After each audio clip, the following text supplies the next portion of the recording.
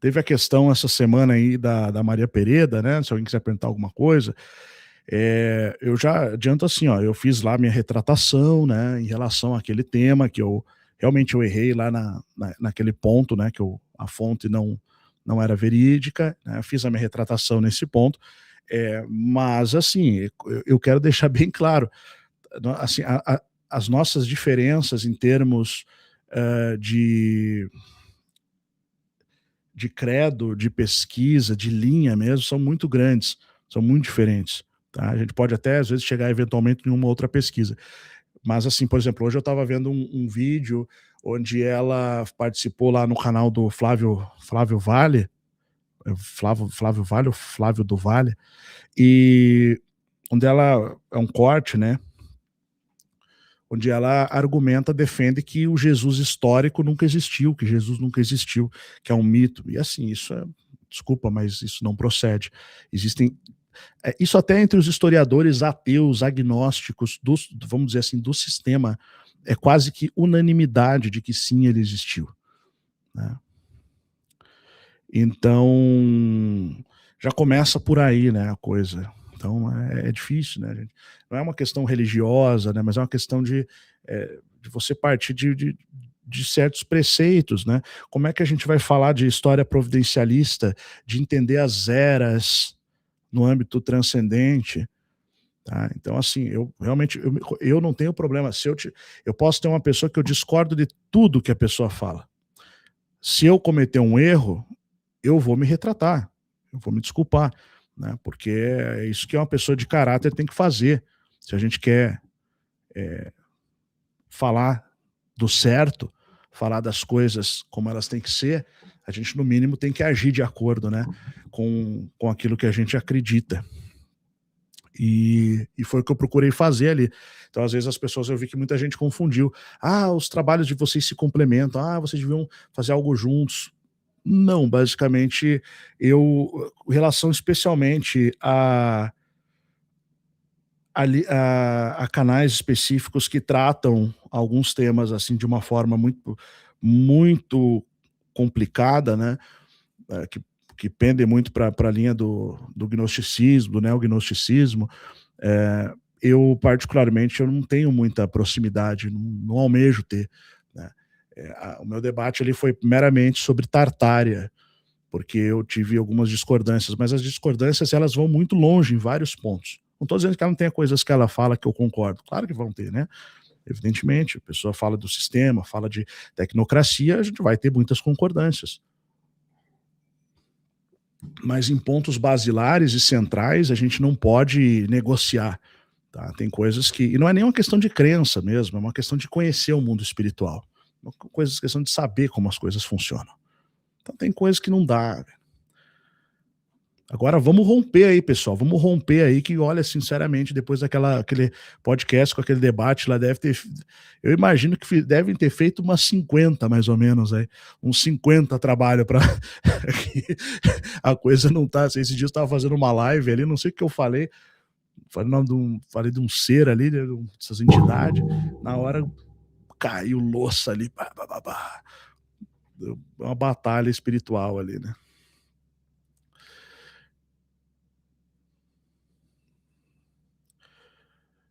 Olá, amigo, se você puder responder, como poderia ajudar uma vítima de Target Individual, V2K e Gang Stalking? Cara, como você pode ajudar? A pessoa tem que se afastar das pessoas que estão fazendo isso. Tem que buscar uma libertação espiritual, primeiramente, muito forte, né? E essas tecnologias, especificamente essas frequências, né?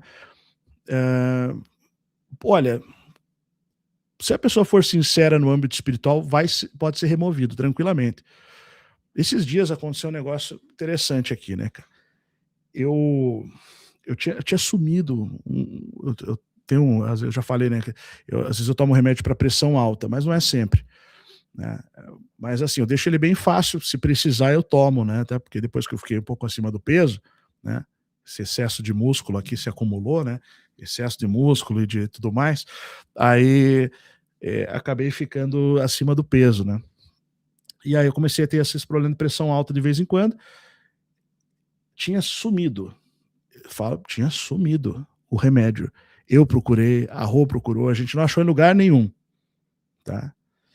E aí eu falei, pô, não é possível, já era a segunda vez que isso acontecia, eu tinha comprado outro. Aí, beleza.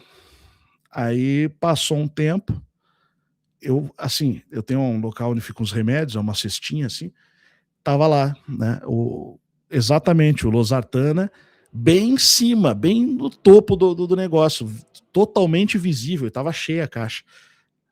Assim, eu perguntei pra Rô, falou que não foi ela, então realmente, assim, simplesmente apareceu ali, tá? Então, eu tô falando assim, que o espiritual, ele interfere na sua vida. Se a pessoa tem um problema ali, pode ter sido colocado alguma coisa dentro do ouvido, ou foi uma frequência que liberou certa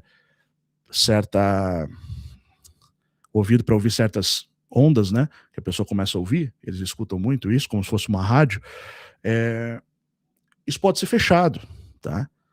Eu, tecnologicamente, não sei como é que faz, tá? Mas eu sei que dá para fechar essas interferências.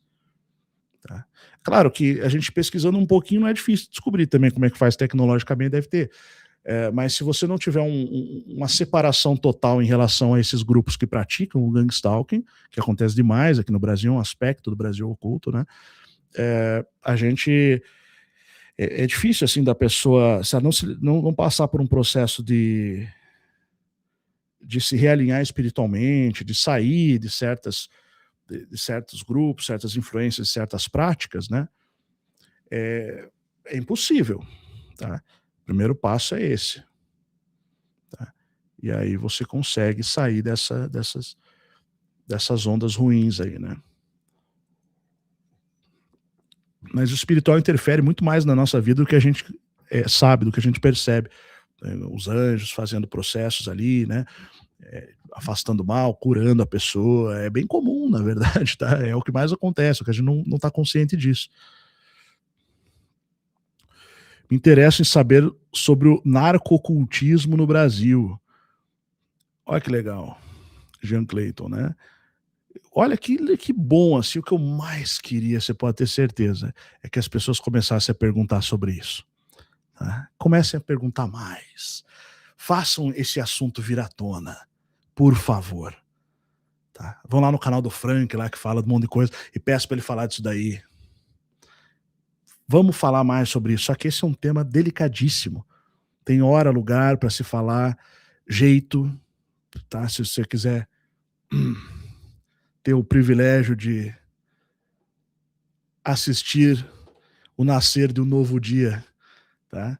Mas enfim. Sobre a bucha já é mais tranquilo, mas mesmo assim é conteúdo fechado, que é a sociedade secreta que criou a juristocracia brasileira, né? Tá, isso é interessantíssimo. Isso é conteúdo para a verdadeira história do Brasil, tá? Inclusive esse livro que eu vou colocar ali vai falar sobre isso também, a verdadeira história do Brasil. Tá? Veja, esse primeiro ele vai ser uma espécie ele é um livro que também vai depois ter uma edição especial dentro de uma enciclopédia, né? Futuramente. Então ele vai abordar vários pontos da mitologia do antigo ao moderno e ao propósito, sobre o propósito, né, do Brasil. Então a gente vai entrar em todo esse processo. A ideia vai ser sintetizar tudo num livro, né? E depois a gente pode aprofundar em outros livros cada um dos pontos, porque isso tem que ser feito para poder abordar tudo. Mas o começo é esse, né?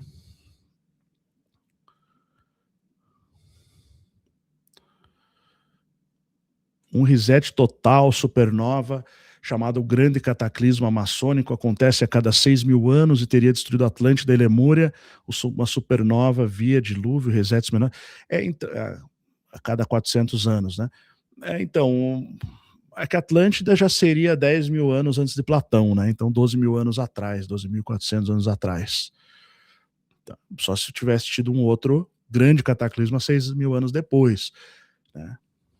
Pode ser, como teve aquela aí o retorno do dilúvio bíblico mesmo, né? A questão do dilúvio bíblico. Pode ser. É interessante isso aí, esse cálculo aí parece que tá de acordo, viu? Muitas galinhas perderam a vida por causa do Márcio.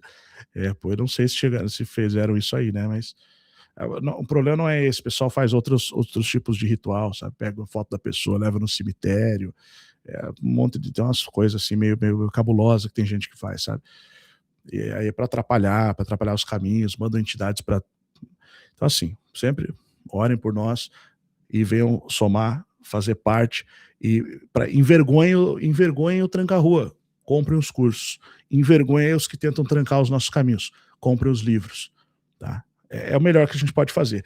Quando eu quero dar uma bica nisso tudo, cara, eu levanto para 6 e dou um grito mais alto. Tá? Você tem que mostrar o poder da presença, da sua própria presença, mostrar a sua força. Então é o que a gente precisa fazer. E a gente faz isso com união também. Tá?